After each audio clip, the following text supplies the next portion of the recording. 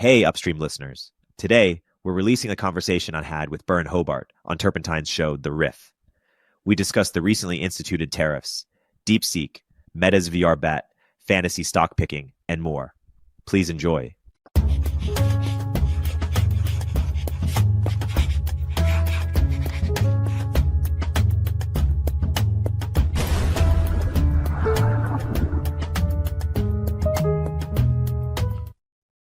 Hello, Byrne. How are you? I'm doing great. I've just landed in Sydney, where I've come to hand deliver the tariffs personally. Have fun. Yeah, exactly. Just kidding. But while we're on the topic, before we get into it, if you had to predict, do you think that some of the vibe shift will come to Europe in a similar way that some of sort of what's happened in the U.S. might hit England, Australia, or sort of these countries?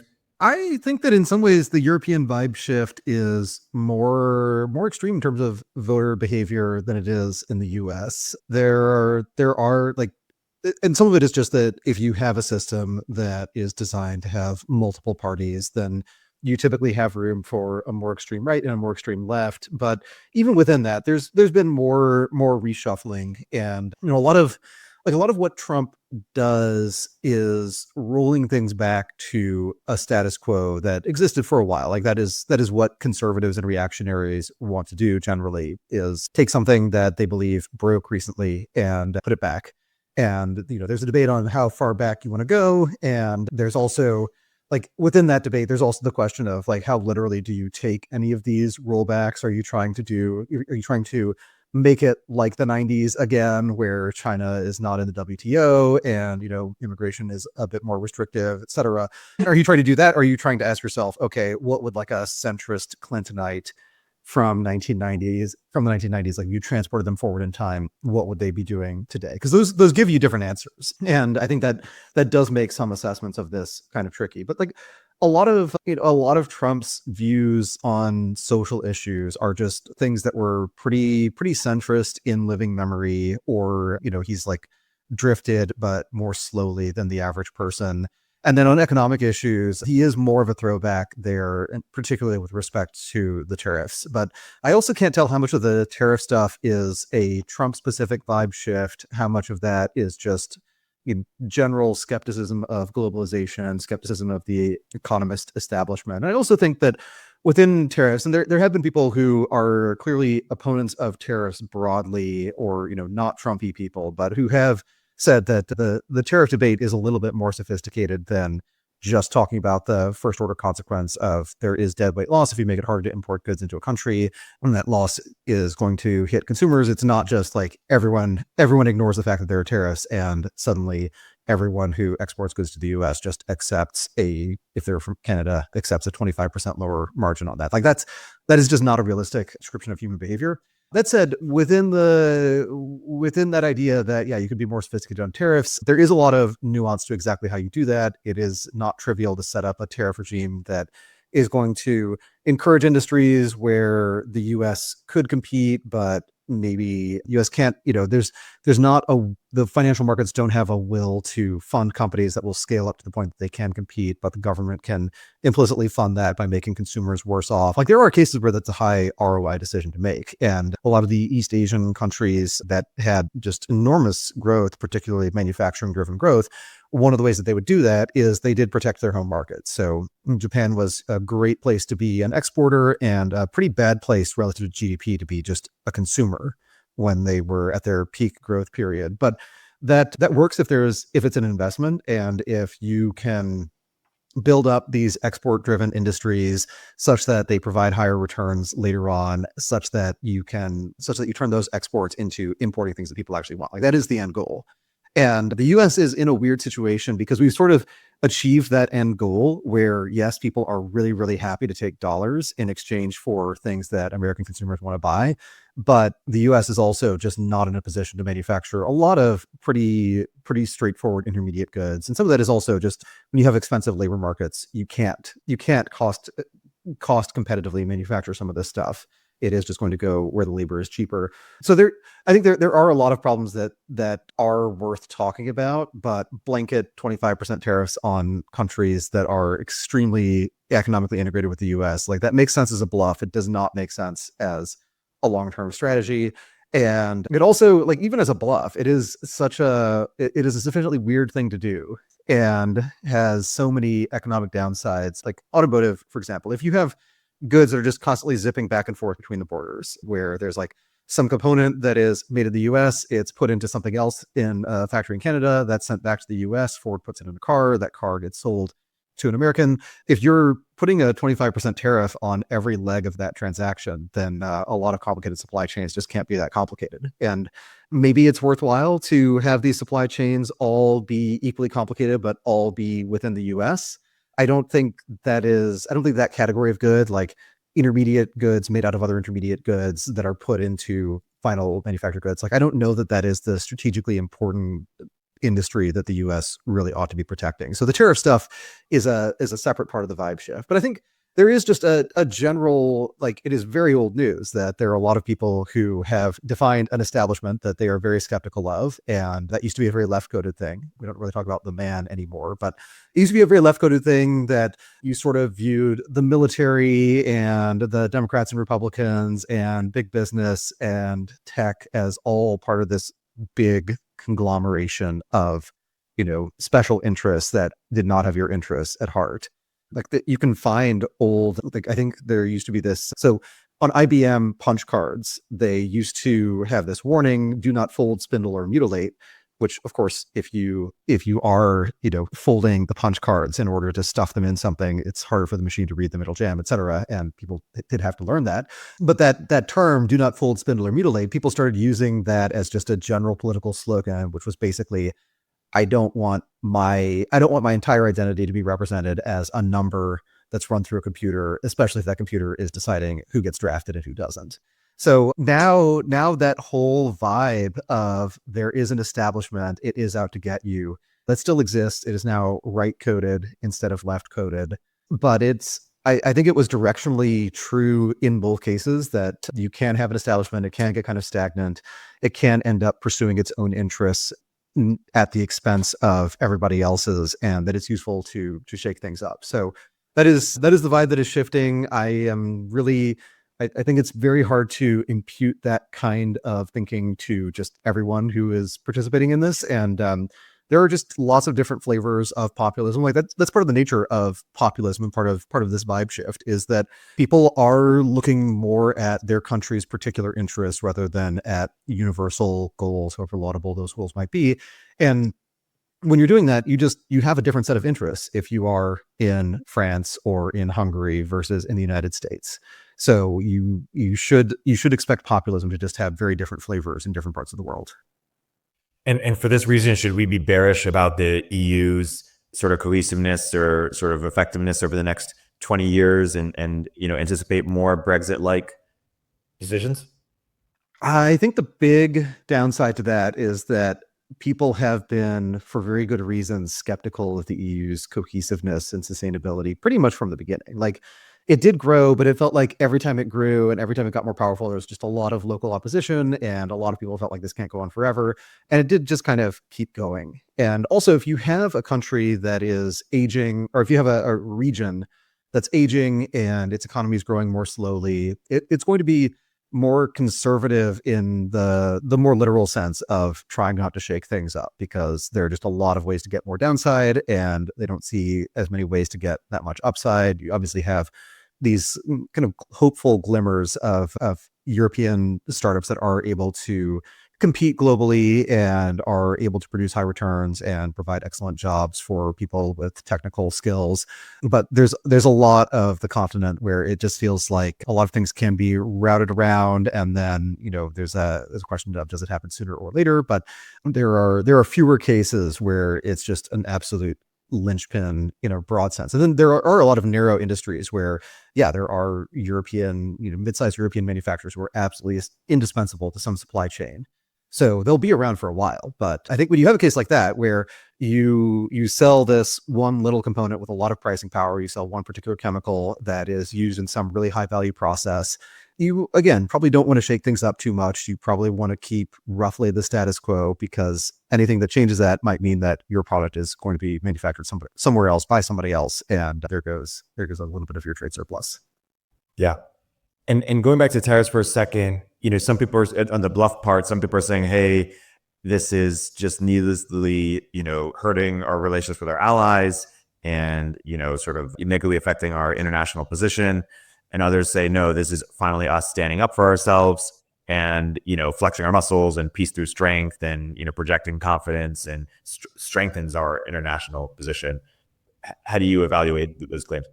So at least in the case of Mexico, it sounded like the tariffs were really not about Mexican companies competing with American companies to create jobs, and that Trump wanted those jobs in the US and not in Mexico. It was more about border related things, about clamping down on immigration and drugs. For Canada, it's harder to make a case that immigration from Canada is a huge problem, or that drug smuggling from Canada is a huge problem. It's not that there's zero of it, there's just a whole lot less. So I'm actually less sure what concessions Canada can actually make to the US that feel like they're worth whatever the hypothetical revenue of a 25% tariff would be. But I'm sure both sides can think of something. Maybe there's some line on the border that could squiggle its way over, and maybe that's where things end up. But I don't know. It seems like the Trump administration's territorial ambitions are much more literal with respect to Greenland and the Panama Canal than Canada, where the 51st state thing just seems like more teasing than anything.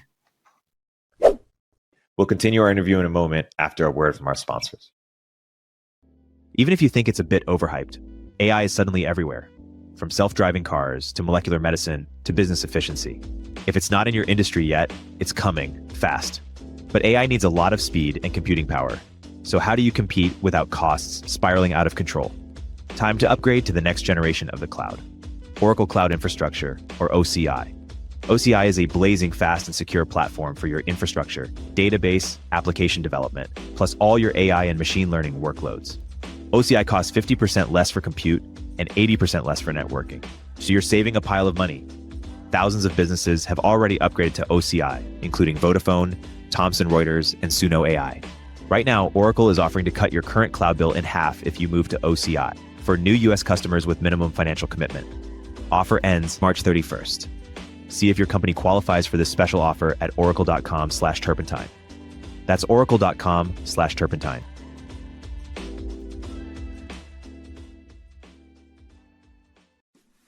Most of you probably know how much the Turpentine team loves Notion, the sponsor of today's episode. We use it every day for editorial planning, transcript markups, project managing, knowledge sharing, and it's where I drop random 3 a.m. ideas that turn into episodes. Now it has the power of AI, built right inside of Notion and woven across our entire workspace. It's been a total game changer for our productivity and focus. We just used it the other day to architect the content schedule for next month across our network. Notion combines your notes, docs, and projects into one space that's simple and beautifully designed. The fully integrated Notion AI helps you work faster, write better, and think bigger, doing tasks that normally take you hours in just seconds. Try Notion for free when you go to notion.com/upstreampod. That's all lowercase letters. Notion.com/upstreampod to try the powerful, easy to use Notion AI today. And when you use our link, you're supporting our show. That's notion.com/upstreampod. Conversely, for China, is Belt and Road sort of what is the status of that? Have they kind of retreated a little bit after early experiments haven't borne fruit, or how do we evaluate sort of where they're at? So my understanding of Belt and Road is that it was a tagline to describe a lot of things that China was already doing. And the way that I would look at it is that if you have a country that wants to exercise economic influence on other parts of the world, it is a lot easier to do that if you allow the free flow of currency and of people, et cetera. Like the US has a lot of influence on the rest of the world because it's relatively easy to move dollars around, and dollar is a good default currency to use for bilateral transactions between two countries who don't really want each other's currency. So it's also because the US financial markets are so developed, borrowing in dollars or raising capital in dollars is generally more straightforward than other currencies.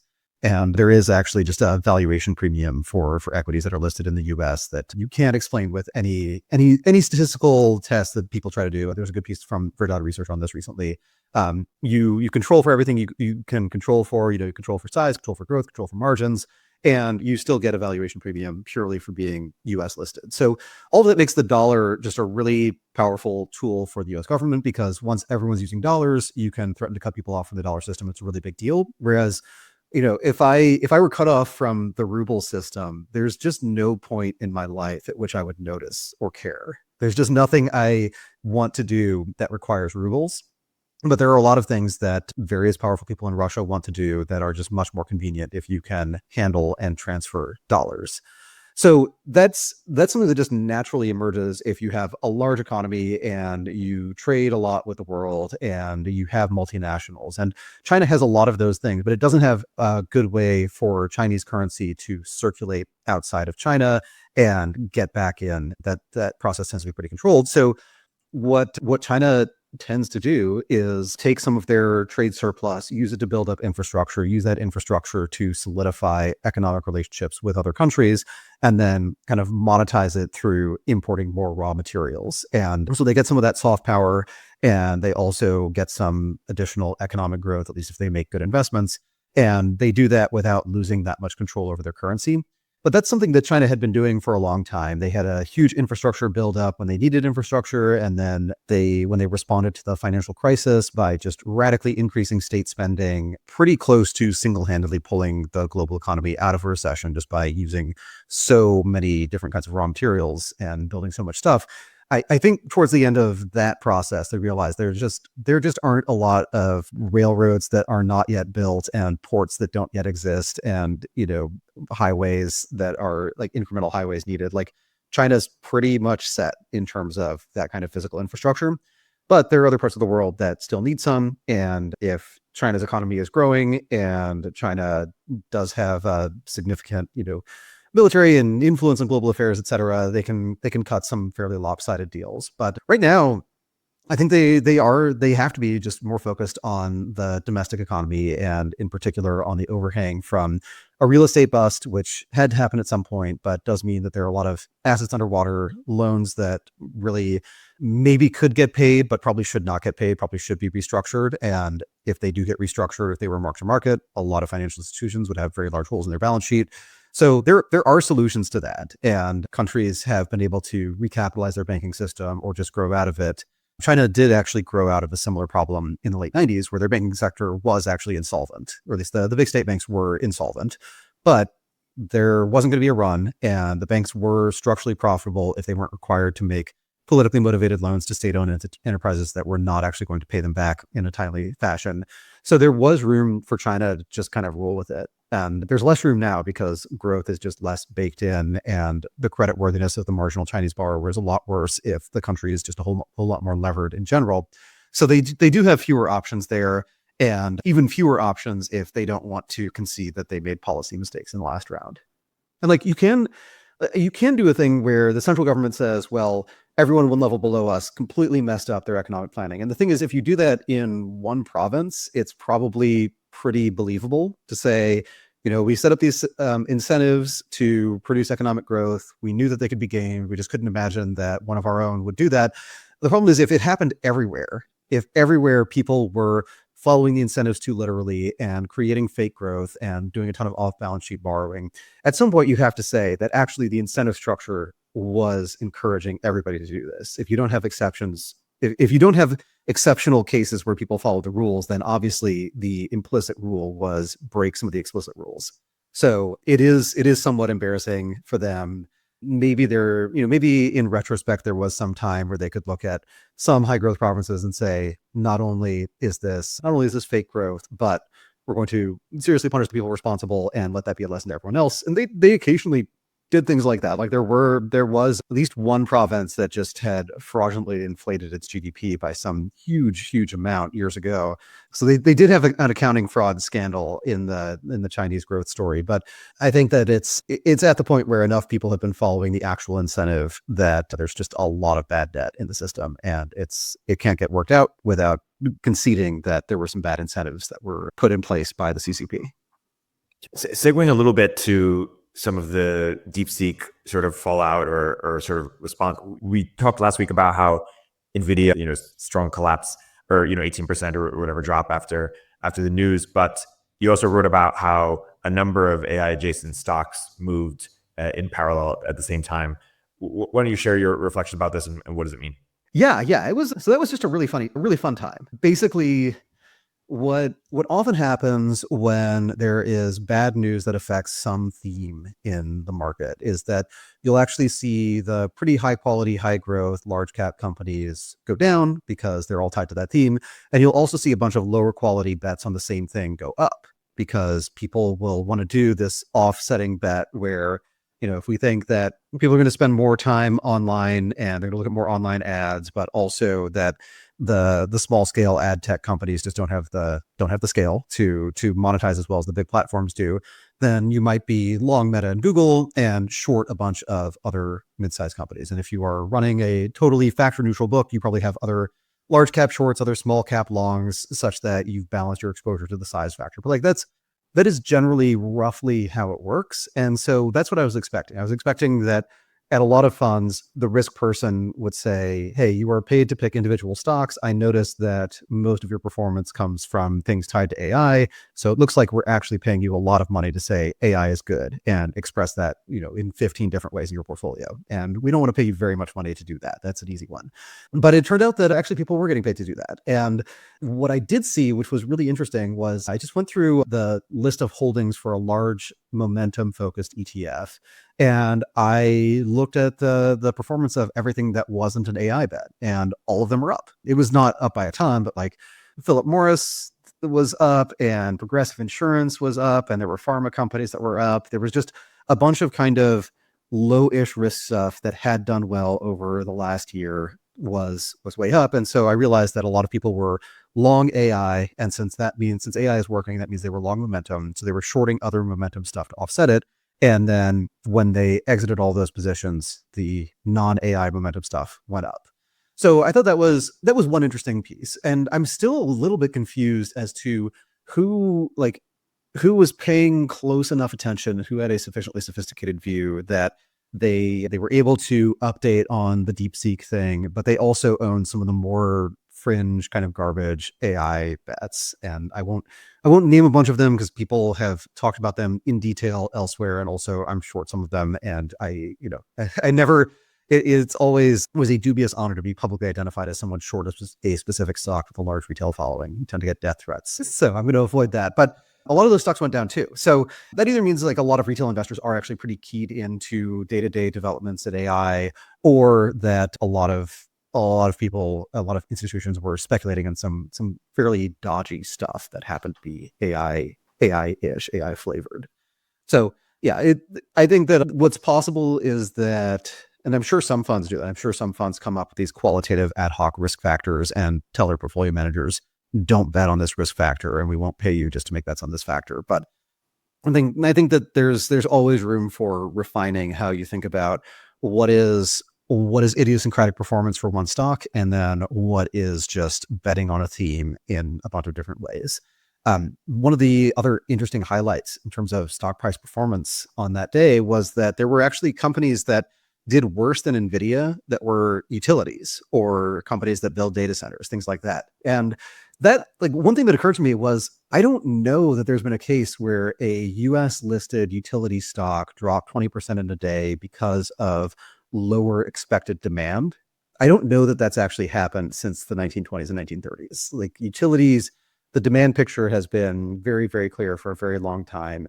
But when that demand picture changes, when you have a historically very low volatility company that has very, very predictable earnings power, and roughly what the growth rate will be, any uptick in that growth rate has just an enormous magnitude of impact on the actual valuation. So I think that was a case where if you look in risk adjusted terms, that maybe buying power companies was actually a smarter bet than buying Nvidia. But that also meant that the people who, like the marginal buyer, the price setter of that company, was no longer someone who was a traditional utility analyst who is thinking about the things that utilities people think about. It was someone who was really gung-ho about AI, looking for an interesting bet that was going to capture some AI upside. And when those people went away and utilities got valued like regular utilities again, that was a pretty big, very quick haircut to their valuations.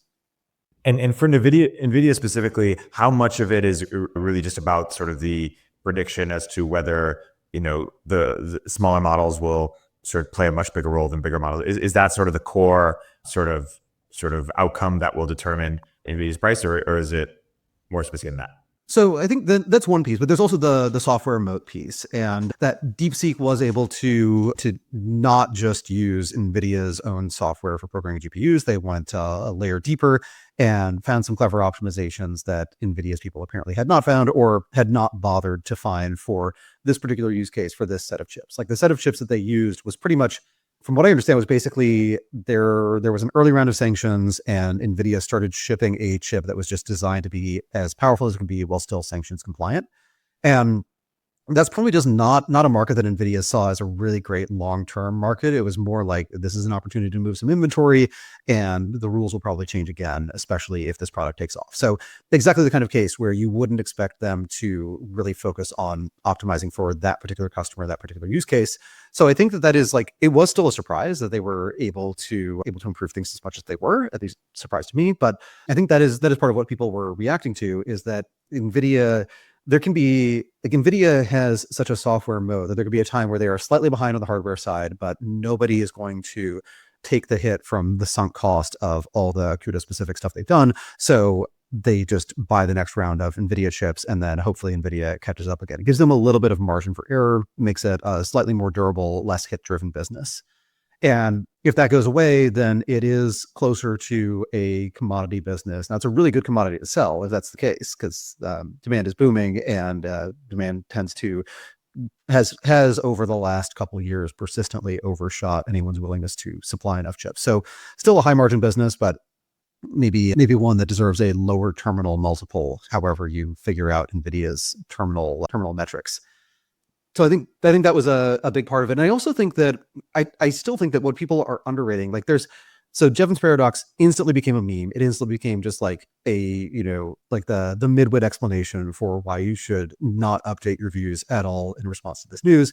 But I think if you flesh it out a little bit, there is actually a case for much more consumption as measured in tokens, even if total user minutes don't scale that much, and even if revenue takes a while to scale, like even if revenue doesn't scale proportionately, because a lot of the more interesting AI tools that are being launched by the major labs, they're agents, or agent-like, they engage in multi-step processes. And if you're trying to explore a problem space and you start out with, here's the premise, and then you come up with 10 different promising directions you could go, and you follow each tree for a little bit until you find that, okay, this one is probably a dead end, we'll try something else, etc. Like, you can just generate a lot of tokens to get to your answer.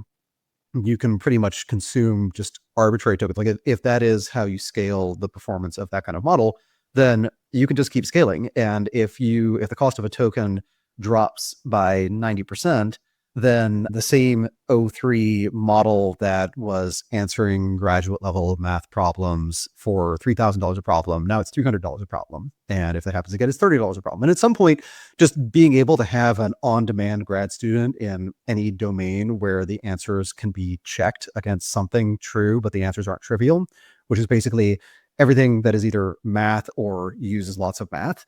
If you have that, there's just a much larger set of possibilities that you can look at. Like, I would naturally turn towards investment research. And I would say that if you're looking at some company that is more on the deep tech side of things, and they've been developing a product for a while, or let's say they have a drug and it's going through trials, being able to, for $300, that would be 90% off what O3's cost was when Meta talked about its performance in late December. Being able to do that for $300, like for $300, I would be happy to just go through a list of biotech companies and dump in a bunch of data on what drugs they're testing and where they are in the testing process, and just ask a really smart model, like, is it biologically feasible that this could actually work? And my guess is there will be cases where it's just not feasible. Like, it is just clearly not going to work. It is not a mechanism that actually does what the drug is intended to do. And that's a pretty straightforward short. And then if you have an industry that, like most industries, has roughly similar risk-adjusted returns to the rest of the market, and then you can segment out some set of the companies that go to zero, then you can also just buy everything else. And now you have a nice factor neutral, or at least industry factor neutral portfolio, where you're short all the biotech companies that will eventually blow up and long the ones with lower but non-zero blow up risk. And that's a good place to be. You could imagine doing this kind of due diligence for a lot of other technical questions. So, maybe boom arrow, like just asking the model to start reasoning about things like how low does the cost of supersonic planes get under different scenarios, and how many do they need to make before they start earning a profit on them, et cetera. These are questions where you could spend a lot of time. You could hire someone, you could hire an aerospace engineer as a consultant and have them work on this for a couple of weeks, and you'd probably get a better answer. My guess is that for a lot of these questions, there is actually just enough domain knowledge that you get a better answer. But if you can get an answer that is like 85% accurate and doesn't take very long, and the cost is comparatively trivial, then there's just a lot more stuff you can do. And you can outsource certain parts that require a very deterministic kind of rigor, and then focus on the things that are just more vibes based. And you wrote also about how Meta is sort of making a bet on this too, right? In terms of Yeah. And with Meta, like, I was confused on Monday morning when Meta opened down, because Meta is a consumer. They are a buyer of tokens, in the sense that they're monetizing generative AI by showing people more content, by prompting them to comment more, by pre-writing the comments for them, basically, and by being able to generate a very long tail of ads. So if it gets cheap enough, every ad just gets generated on the fly based on what is going to convince you personally right at this moment to make a purchase. And that opens up a lot of interesting possibilities, and it means that there are even bigger scale advantages to being someone like Meta. Like, if they have more data on your behaviors and your preferences, then they have a better return on making those ads. So they make more of them, which means they can afford to scale up their hardware more so than other people. I made a few people mad on Twitter recently by pointing out that as a percentage of sales, based on Meta's current guidance, they will spend twice as much on capital expenditures as US Steel, so relative to sales. And that is, I think that's a good thing. I think that they actually can get an incremental return on a lot of the hardware that they're buying, and that they may be able to calculate that return more precisely than a lot of other participants in like a lot of other GPU buyers. But it is kind of funny to me that this classically asset light business that literally starts as a group of teenagers in their dorm, they already own the computers. So like the only expense is you need a server and you need a lot of Mountain Dew. Everything else is just, it's stuff you were already spending money on. So now they're a very capital intensive company, but also a company that can probably project its returns on capital quite nicely. And if that's the case, then they should be really, really excited that there is a cheaper model. They said that they want to make the AI models as cheap as possible, and they want these open models to be ubiquitous.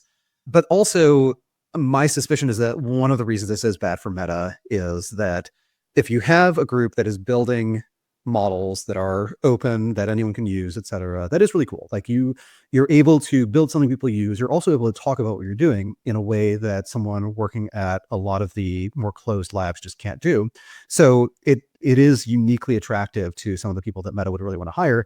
And in some cases, if they have those people and then they have some more prosaic task that happens to involve a lot of AI knowledge. So something like when they spun up Reels, targeting Reels was much harder than targeting other kinds of content, because they are not just looking at first and second degree connections. They're actually looking at the entire space of Reels content, and Reels are videos. So you have to actually figure out what they're about. You have to actually analyze the videos and do that at scale, et cetera. So that was part of why Meta made this large initial investment in GPUs.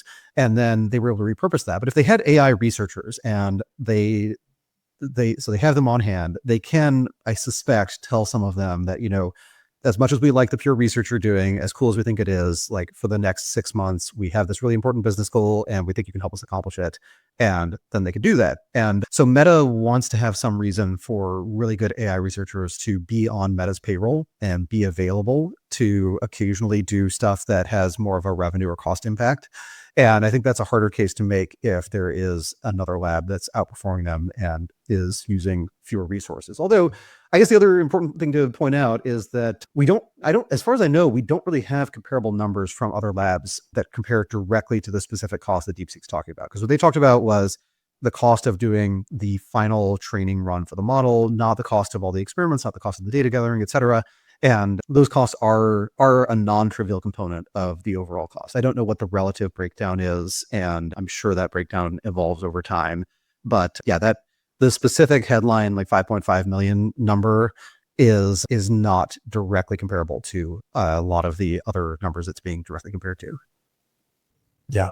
While we're on the topic of Meta, let's get into something you wrote about the other day and also deeper a few weeks ago, which is forward deployed engineers. I don't think we've, sufficiently discussed that on this podcast. Why don't we talk about first why you first wrote about it and why you find it important concept to understand? Yeah, so I think efficient frontiers in general are really interesting to look at. They are, so that's the case where it is really hard to tell, like there are two possible ways to solve a problem, and it's actually just really hard. It's a judgment call as to which you use.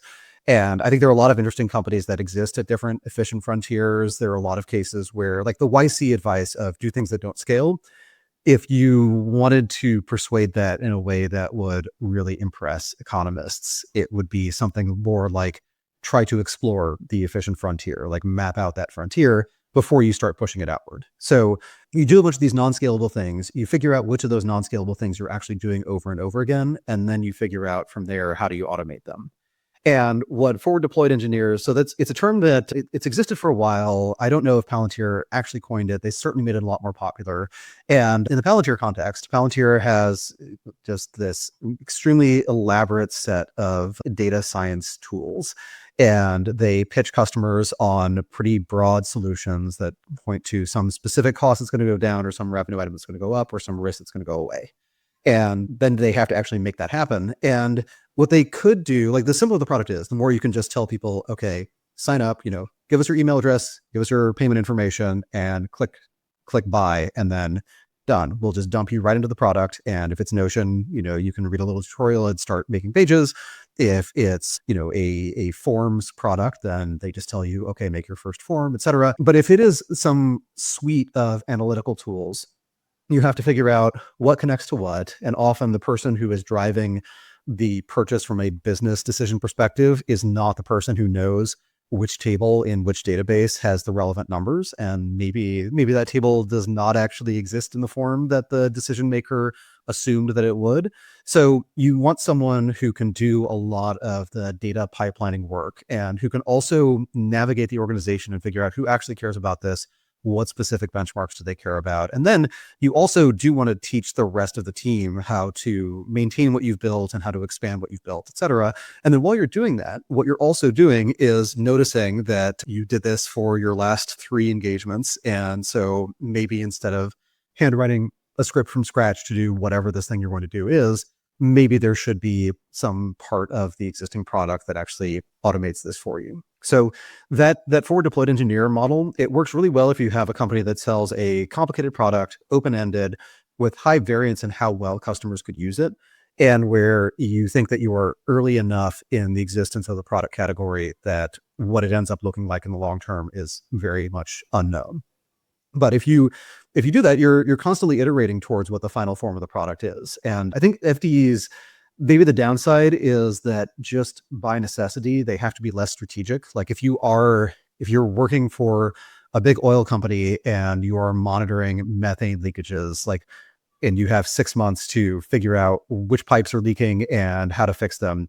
If you're doing that, it's a really bad idea to take 3 months off and, think about how to re-architect the product or think about the value prop, et cetera. Like you want to actually get it done. But as you're getting it done, you can realize all the steps that you are repeating from previous engagements and start feeding those back to the product side where they can actually turn those into scalable parts of the overall product. So like, I think looking for forward deployed engineers is actually a really interesting way to look at where the frontiers are between what is just a trivially solved software problem, what's a pure human problem, and then what is that messy intermediate space where you could probably come up with a deterministic rule set that worked 99% of the time, but the 1% of the time where it fails really catastrophically, so you don't actually want that. But then figuring out how much of it can you automate, and how do you have someone monitor a system that is mostly doing the right thing? These are just not easy problems to solve. Yeah. And do you think more companies are going to restart doing this?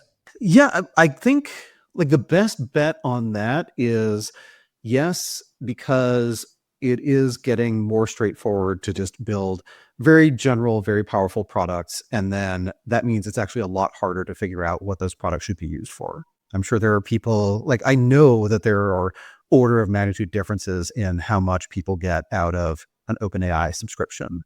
And I'm sure that if it's enterprise software, there's an even wider range of what you can get out of it. Like there are plenty of stories of enterprise software products where someone at a company really, really pushed to buy it, and then it literally never got used after enormous expense and a lot of effort on both sides to get the contract signed.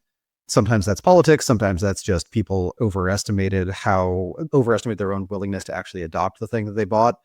Lots of reasons that can happen, but it does happen often enough that having a job function where the goal is make the product do in reality what it hypothetically sounds like it should do is a really valuable function. Yeah, that makes sense. We'll continue our interview in a moment after a word from our sponsors. Every time I hop on the 101 freeway in SF, I look up at the various tech billboards and think, damn, Turpentine should definitely be up there. And I bet I'm not alone. In a world of endless scrolling and ad blockers, sometimes the most powerful way to reach people is in the real world. That's where Adquick comes in. The easiest way to book out-of-home ads, like billboards, vehicle wraps, and airport displays. The same way you would order an Uber. Started by Instacart alums, Adquick was born from their own personal struggles to book and measure ad success. Adquick's audience targeting, campaign management, and analytics bring the precision and efficiency of digital to the real world. Ready to get your brand the attention it deserves? Visit adquick.com today to start reaching your customers in the real world. Again, that's adquick.com.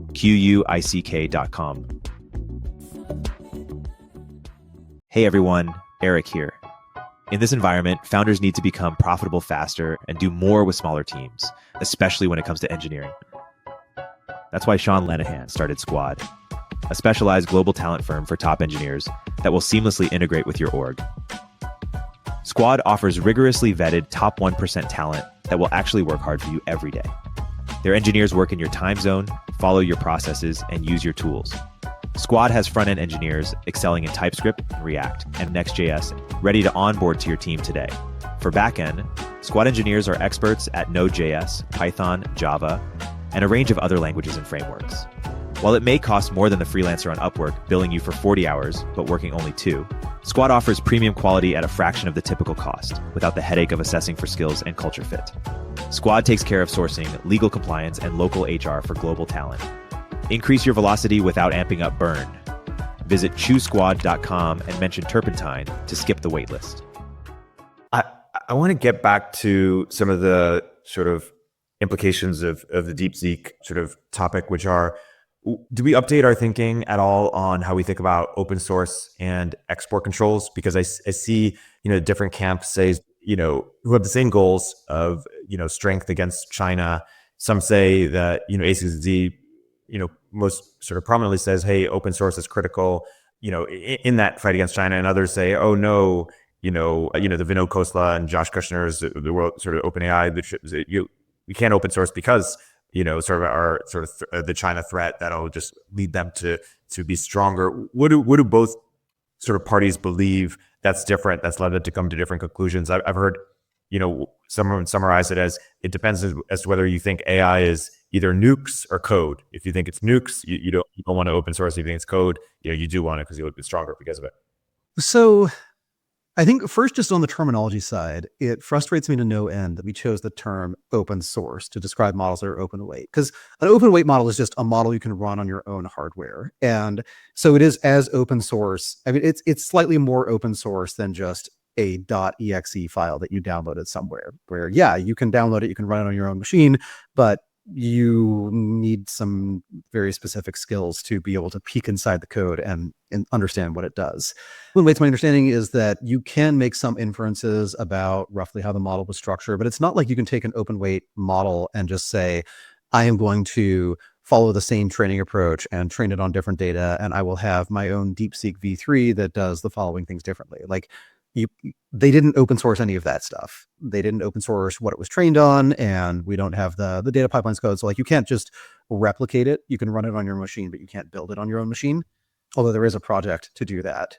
So what the open weight model does mean is that if there is some improvement in the efficiency of how you run the model, that does proliferate pretty widely. But those don't actually affect the ultimate skill of the model, except with scaling number of tokens that are used to generate a final answer, like doing just more chain of thought stuff. I guess in that sense, it does actually improve capabilities as well. Like, what I suspect is that over time, there will be companies that are selling access to models. Those models are closed, proprietary, et cetera. There are companies that are going to monetize the usage of models, and those companies are always going to subsidize open weight models.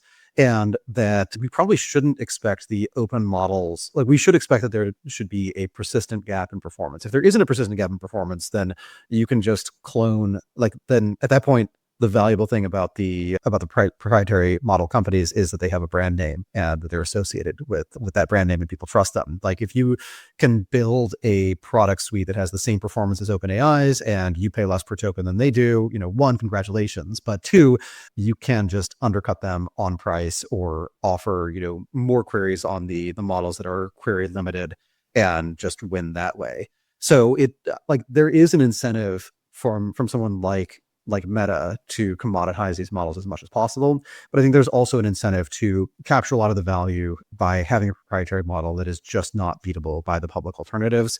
So as long as there is just room for progress in model quality over time, as long as there's still headroom, you should expect there to be closed models that long-term have a performance advantage over the open ones.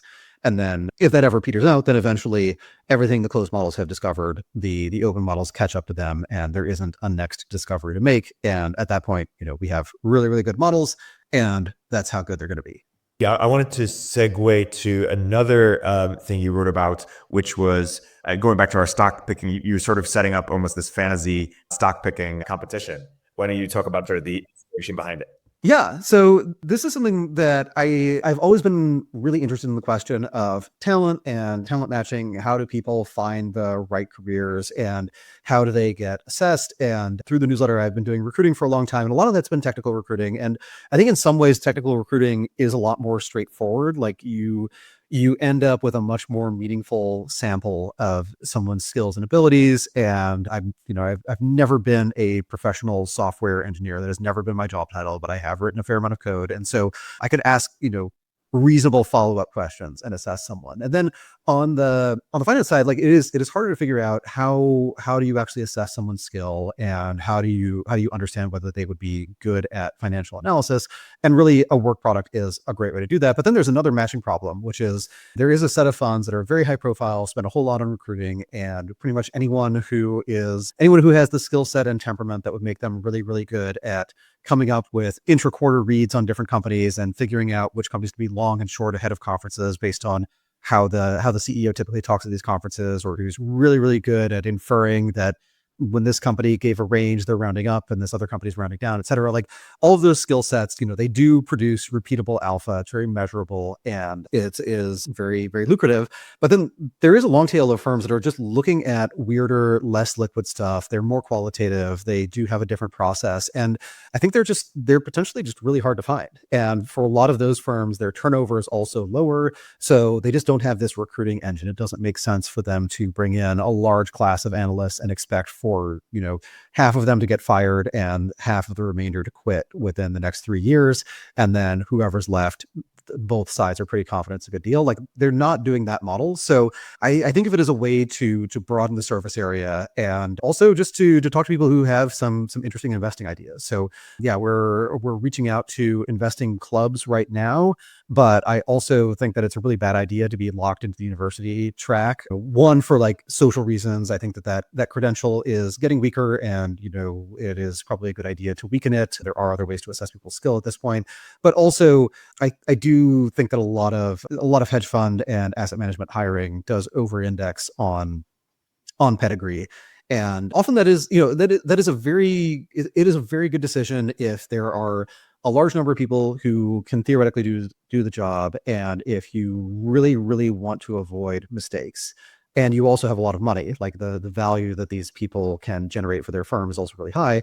Like it does make some sense to just pay 50% more than everybody else and only hire people from a very short list of schools. And within that, only people who've done very well in challenging majors, et cetera. But there are just a lot of people who, for whatever reason, their main priority in their teens was not getting into Yale, but who are capable of doing pretty extraordinary things. And so, we were reaching out to these investing clubs. We also want to find people who are just not part of that track at all and have just independently develop some kind of knack for investing ideas.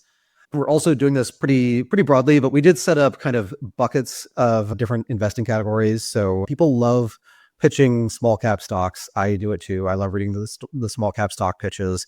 And there is a universe of funds that basically spend all of their time looking at tiny companies and trying to figure out which of them are the very small fraction of these companies that are actually really good businesses and aren't being recognized by the market. And then there's more of the mid-size category, which is more like, hey, you can take a directional view on a company. Like professionals will know about it. They will have opinions about it. They can push back, et cetera. And then we also wanted to look at large cap pair trades, which is a lot closer to just what a modern pod shop fund would do. Now, what they really do, as I've alluded to many times in this conversation and before, is they try to identify a lot of the different factors that can drive price performance, and they want their portfolio managers to be pretty neutral with respect to those factors. So not big on momentum or size or industry or whatever. That is just, it doesn't make sense to ask someone for one idea that does that. What that is about is designing an entire portfolio, but you can conceive of that portfolio. Like sometimes you get lucky and there is just a pair of stocks where they have very similar traits and you like one and you hate the other. Cruise lines are actually an interesting example of that because there are a few more now, but for a while there were basically 3 publicly traded cruise companies of any significant size. And so if you are running within one of those mandates, you're always long one or two of them and short the other 2 or the other one, like always. So that's a case where if you have some view that here's what Carnival's doing right, that Royal is doing wrong, and therefore make the trade, I think that fits a lot of that mandate. And then we also wanted to look at event-driven stuff because there's just a lot of alpha there. That is a case where part of what it rewards is a very legalistic mindset and a willingness to read lots of documents and read the footnotes too. But it's a very human-focused kind of field. Like you are trying to figure out who's bluffing and who's lying and things like that. And you're trying to figure it out by basically reading lots of paperwork, lots of regulatory filings. So I think that is a case where you can potentially identify some outlier talent in that. And it's also a case where I think talking about someone's approach, like how did this get on their radar, et cetera, can be really interesting. Because that is the problem that I always run into with event-driven stuff, is that it's hard to track all of it. It takes a lot of time to try to track all of it. And then if you don't track all of it, probably the thing that is not on your radar is the most interesting situation you could have been involved in. And then the last one is a macro pitch. Like I think that there's a good argument to be made that macro is like discretionary macro is like the closest thing to pure alpha in this very Zen sense where it's really, really hard to reverse engineer someone's thought process if they are actually doing these kinds of macro bets. Like it's always betting on something that happens rarely or that has literally never happened before. And that always happens under different circumstances. Like you never have a sample size. And if they are doing some more repeatable strategy, like, okay, let's look at the 30 most valuable stock markets globally, and let's always be short whichever one has had the best performance in the last year. I have no idea if that works or not, incidentally, but like that kind of thing, if that's your strategy, very trivial to replicate it. But if your strategy is some kind of crazy thought, like, crazy way of reframing a problem that you figured out because you read this Economist article a year ago, and then you were reading the FT today, and then you saw some weird price action in the yen, and you put all of these thoughts together and realize that Japan's going to revalue their currency or do something weird with rates or whatever.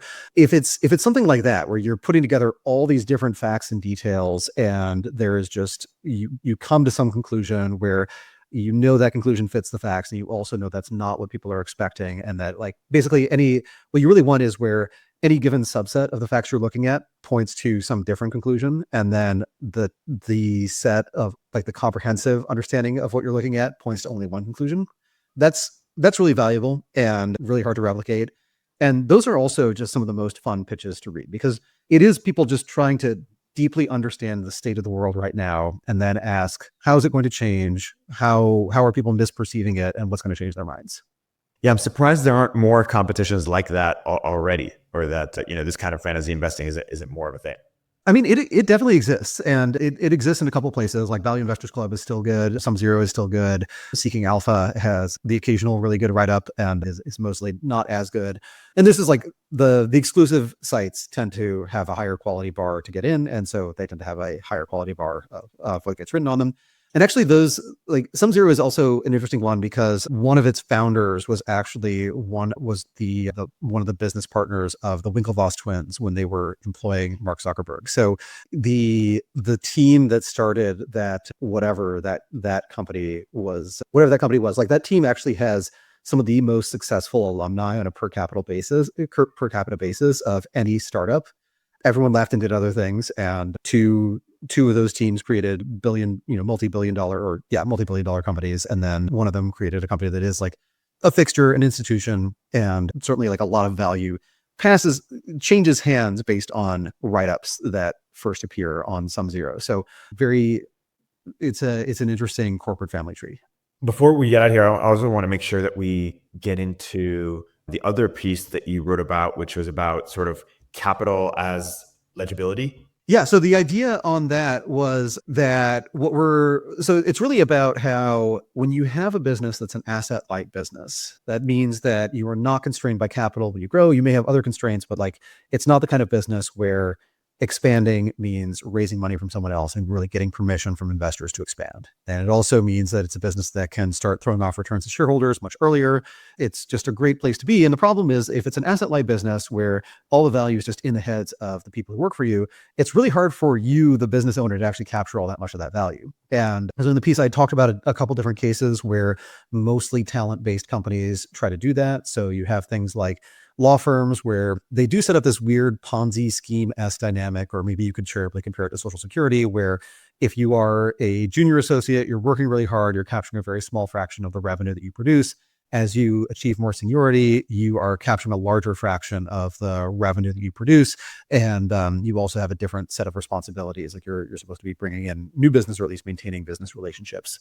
So that does tend to kind of work. And then ad agencies also, there are some scale benefits to just having every advertising medium in every country, relationships with every publisher, et cetera, like having all of that inside of one company, such that there's only one invoice to pay instead of 50 from all these different ad campaigns. Like that does give them some ability to capture value, but not a ton.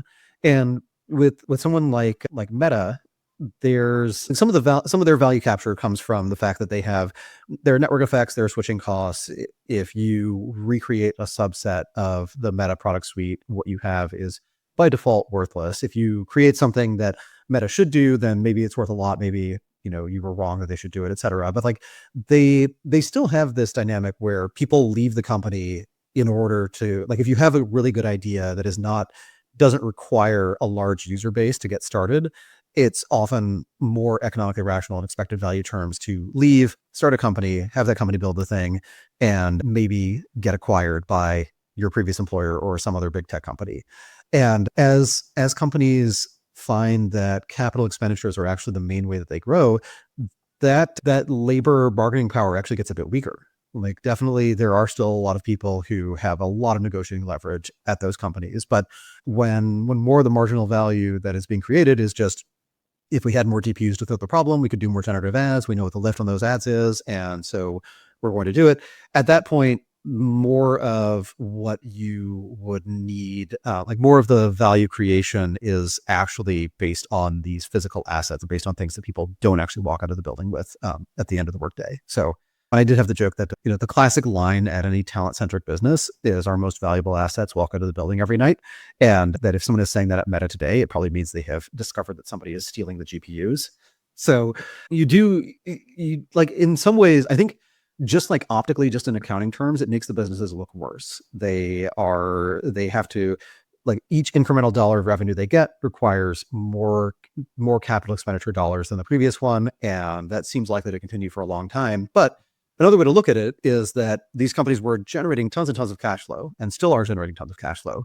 And now they have found a way to reinvest that cash flow in a way that strengthens the asset light part of the business and that gets a decent return on the assets that they're buying. And if you have a business that can continuously reinvest at a return that is greater than its cost of capital when you adjust both for the risk that the company's taking, in theory, if they can do that indefinitely, the company is actually infinitely valuable. In practice, they can't do that indefinitely. And that's why companies don't ever reach infinite valuations. But if you can do that for a long time, then you actually create a lot of wealth for your shareholders, even if creating that wealth means your return on equity is relentlessly moving down. As long as the return on a marginal dollar that you retain into the business instead of return to the shareholders, as long as that return is higher than what shareholders expect from comparably risky investments, then you're golden.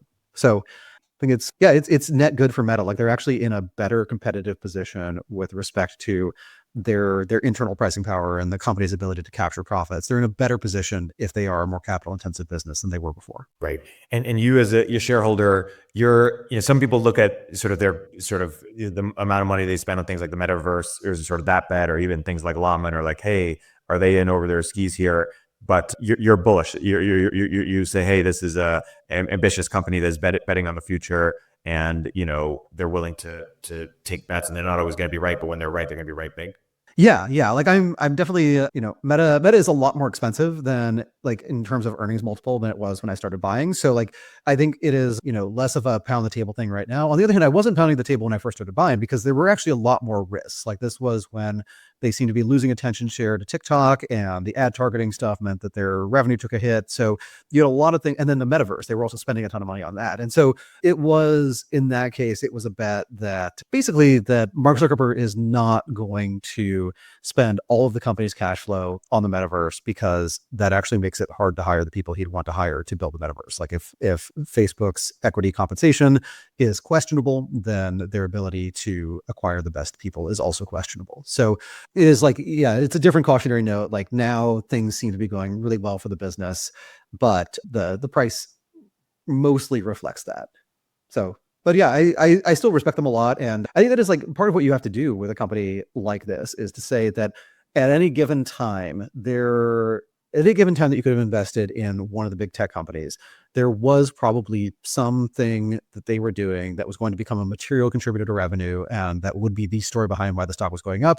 It's something that either you don't know about today, or that you would actually misunderstand at the time that they did it. Like, I remember when Netflix first started doing originals, and I actually went to an idea dinner. I was at a hedge fund at the time, and I went to an idea dinner where a bunch of people from a bunch of different funds were talking about this.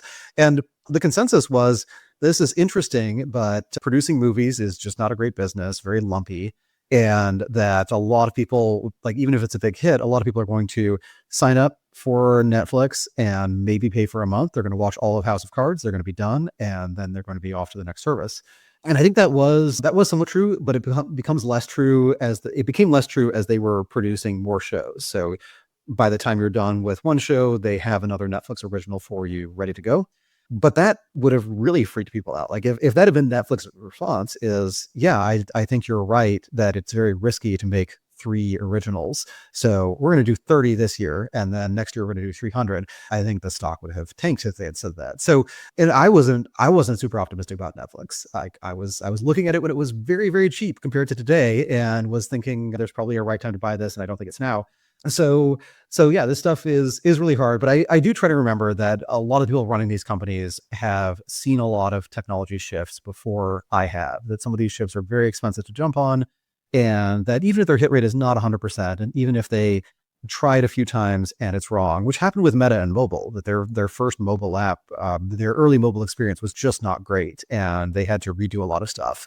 And for a while, mobile was actually a significant headwind to revenue because people were moving from the desktop, which was monetized with ads, to mobile, which was not. And then once they turned on ads and once people saw how much that was contributing, then it was a very different story. And now the desktop piece is just irrelevant to their business. So those, I think that's an important lesson, but it's also very easy to overfit. And you do have to acknowledge that as the companies get bigger, the bets also get bigger. So you are just risking more every time you invest in one of these companies. But there is a particular kind of, I guess, technology shift sensitive capital allocation, which is a skill that I don't think you can really develop without just running a tech company for a long time and seeing everything that contributed to your original core business becoming completely irrelevant or even a liability. So if they can survive all of that, if they can run a business that is completely different from what they started and they're able to make those jumps, then I tend to infer that they will keep making the next jump. Well, and just the last question as I let you go is, do you think it's too early to call their big metaverse bet a poor use of capital? Or do you think, years from now, how will we view that bet?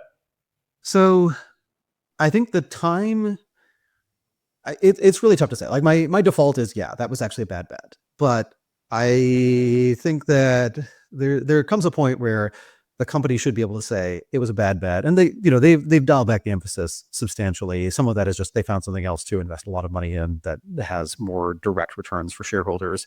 So yeah, on net, I think it probably ends up being mostly a waste of money.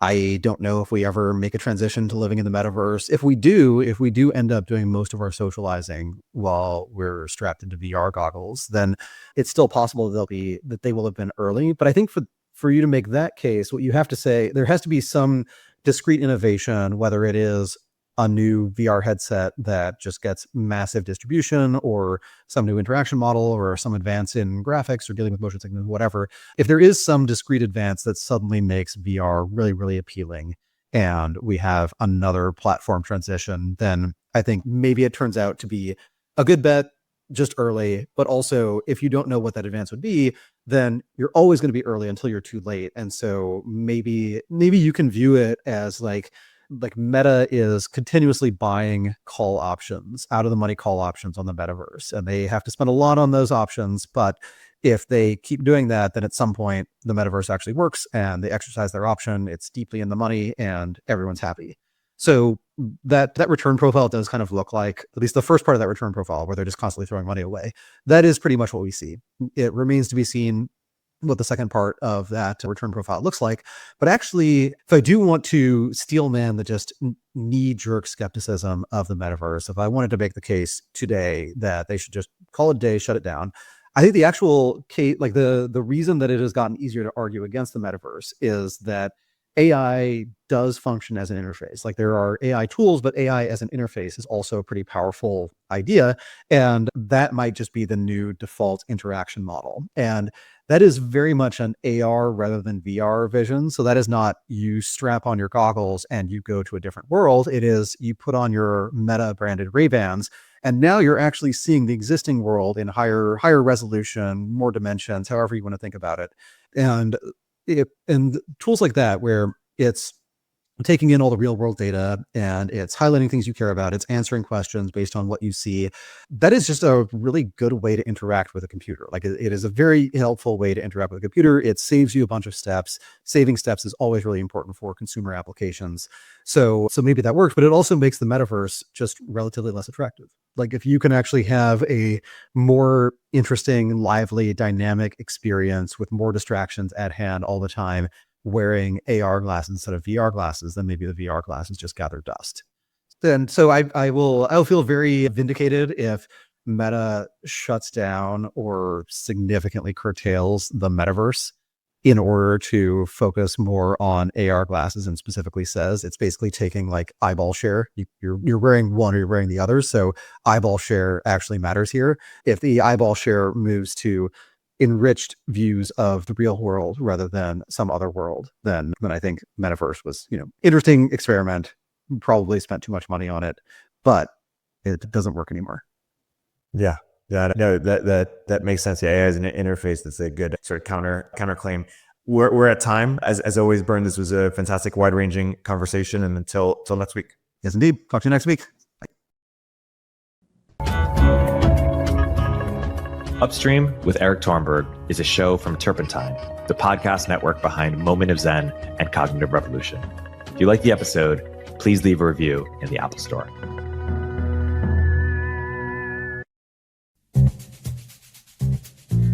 Hey everyone, Erik here. At Turpentine, we're building the first media outlet for tech people by tech people. We're the network behind the show you're listening to right now. We have a slate of hit shows across a range of topics and industries, from our AI and investing cluster of podcasts to shows that drive the conversation in tech with the most interesting thinkers, founders, investors, and influencers, like Econ 102 with Noah Smith. We're launching new shows every week, and we're looking for industry-leading sponsors. If you think that might be you and your company, email me at erikaturpentine.co. That's ERIK at turpentine.co, and let's partner together.